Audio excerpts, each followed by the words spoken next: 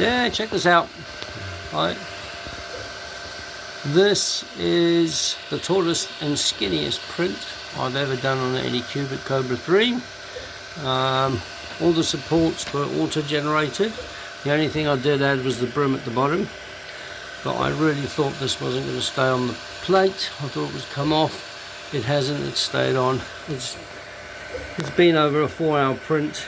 There's only 1 minute left on it. I'm really pleased at the quality. I did run it on silent, which is the slowest, and it's come out really well. So this just proves the capabilities of the Anycubic Kobra 3.